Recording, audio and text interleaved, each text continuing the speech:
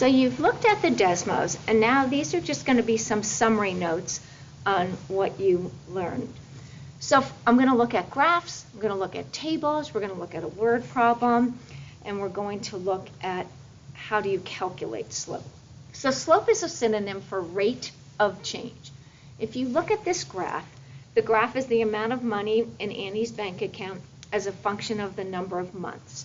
So first of all, make sure you always label your axis so it can help you and remind you. And this is the amount of money. And if you remember, we're going to begin here. She had this amount in her bank account. And this is falling. So if we find the rate of change, we've gone down 20, and we went over 1, 2, 3, 4. So she's going down $5 per month. So that's how you can look at a graph to calculate the rate of change. You can also look at a word problem to calculate the rate of change. In 1994, a video store had 23,500 rentals. In 2000, it had 28,540. Find the average rate of change of the store's rentals per year. This word per is really important to us, per year. And basically, you use this formula, change in the dependent over change in the independent.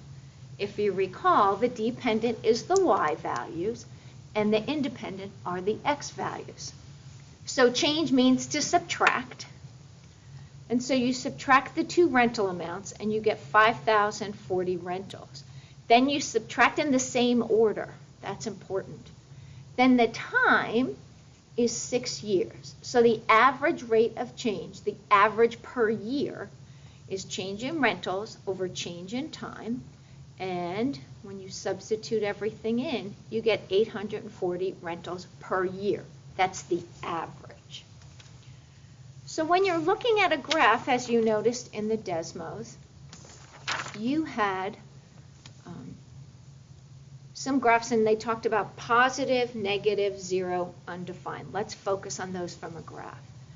Remember, we read graphs from left to right. That's how we read graphs, from left to right. And when you go from left to right, this is the positive slope because it's going up. This is the negative slope because it's going down. This, oh, where's this? Oh, here it is. This is a horizontal line. And we say that it has a zero slope. The rate of change is not going up or down. It stays constant, so it's a zero slope.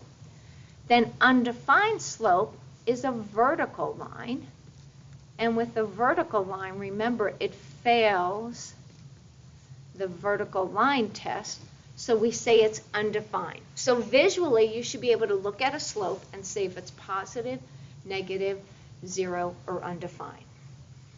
So if I give you a graph, we're going to talk about what is slope when we talk about graphs. Usually rate of change is for a word problem that you're looking at. The slope measures steepness as it rises or falls. And we call that rise over run. Rise over run. So rise means if you go up or down from point to point, and that's why we call it change in y. And I don't know if you remember, change is delta, change in y. Run means how far you go left or right. Don't say over, you say left, right, up, down, left, right. The slope is the number of units the line goes up or down for each unit that it goes left to right. So rise is change in y over change in x. So if I look at this graph here, see how I went 1, 2, 3 units up. 3 units up, plus 3, and that's my numerator. And then I went 1, 2, 3, 4 units right. So this is a positive slope, and it is going up from left to right. So the slope there would be 3 over 4. So let's practice with some graphs It says find the slope of each line. And what you want to think about is rise over run. So you find 2 points that intersect perfectly. Oh, here, right here. So I went up 2, and I went right 2. So up and, oh, it's 2 over 2, which is 1. Always simplify.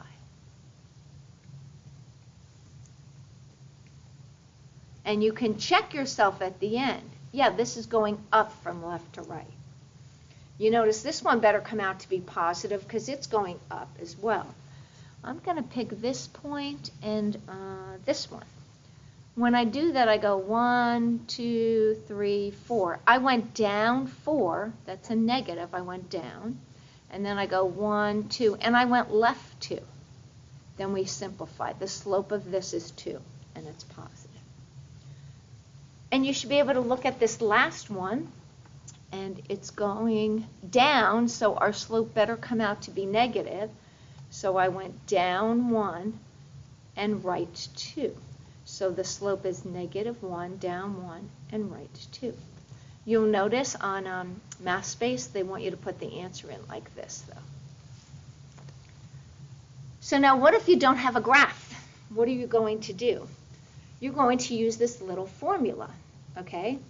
Difference of y's, which is change in y over change in x. So it says y2 minus y1. That's how you read it. Basically, you take the second y and you subtract the first one from it.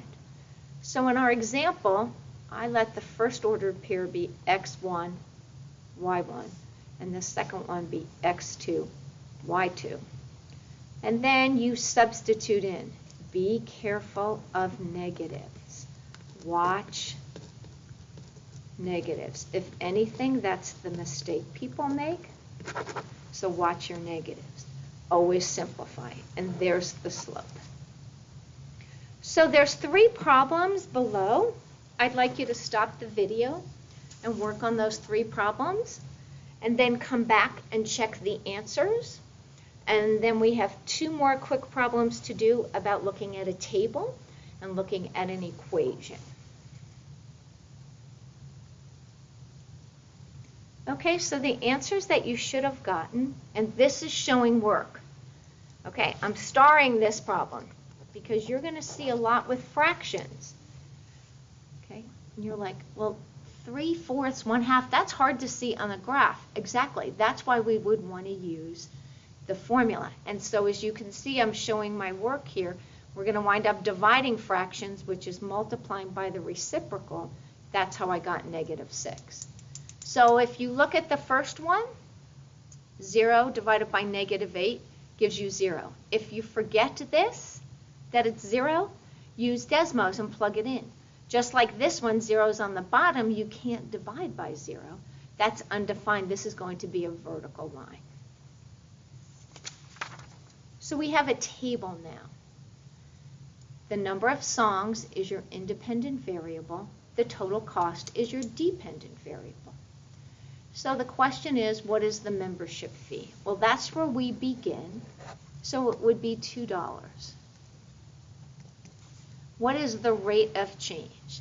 Well, let's just use the formula. We're going to call this y1, y2, x1, x2. Some of you are like, oh, I can see that. But I think it's important just to write it out so you're able to have something when you get a little bit harder problems on what to do. So this is 0.4 over 1. So the rate of change is 4/10 or 40 cents. It represents the per song price, per song price. And then the last thing is finding the rate of change from an equation. Okay, to me, like you can read all this, but if you look right here, this is huge. The rate of change is just the number in front